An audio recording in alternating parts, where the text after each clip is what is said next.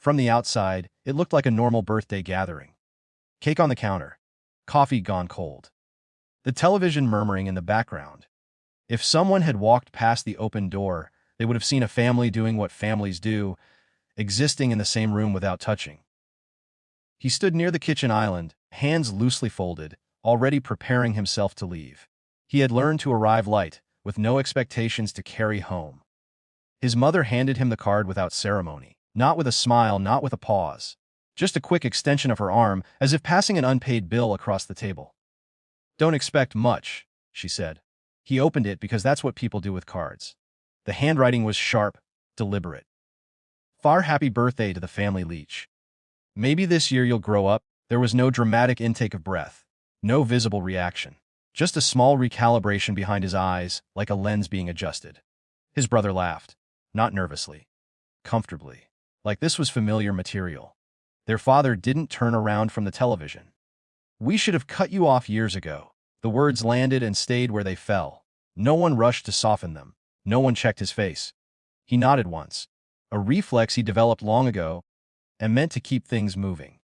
He slid the card back into the envelope and placed it on the counter beside the knife he'd bought for them last year. What no one in the room acknowledged, what had never been acknowledged, was that the electricity powering the television was billed to an account he paid. That the phone buzzing in his mother's pocket ran on a family plan he'd kept active until things stabilized. That the mortgage payments his father liked to complain about missing were rarely missed anymore. He had started helping when he was 22. At first, it was temporary. A rough patch. A favor that felt even noble. He didn't announce it. He didn't track it emotionally. He treated it like maintenance. Over time, maintenance became expectation. Expectation became entitlement. And entitlement, he was slowly learning, breeds contempt. He stayed another 10 minutes. Long enough not to make a statement. Then he said he had somewhere to be. No one asked where. In the car, he didn't feel angry. Anger required energy. What he felt was clarity, the kind that arrives late and refuses to dramatize itself. That night, he sat alone at his desk. The room was quiet in a way that felt earned. He opened his laptop, logged into his bank, and began reviewing accounts the way someone else might review inventory. There was no ceremony to it, just permissions. Access. Names next to checkboxes. He removed his card from the utility account. Disabled auto, pay on the phone plan. Canceled the streaming services he didn't use but still funded. Paused the recurring transfer labeled Family Help, a name he'd chosen years ago when it still felt accurate. Each action generated a confirmation. Time stamped. Neutral. The authority in the moment wasn't his resolve. It was the system's indifference. His phone lit up while he worked. Missed call. Then another. He placed it face down and continued. When he finished, he opened the family group chat. He read the last few messages. Complaints. Memes. A reminder about trash day. He typed a single paragraph. "I won't be providing financial support anymore. I've removed myself from all shared accounts. Please make other arrangements." No explanation, no accusation, no farewell. He sent it. The reaction was immediate but indirect. Calls went unanswered. Voicemails stacked up. Messages arrived in waves, confused, then angry, then oddly conciliatory. "What is this about? You didn't have to do it like this. If families don't keep score." He didn't respond. Over the next few days, the consequences unfolded without his participation. Utilities sent notices. Service interruptions followed policy.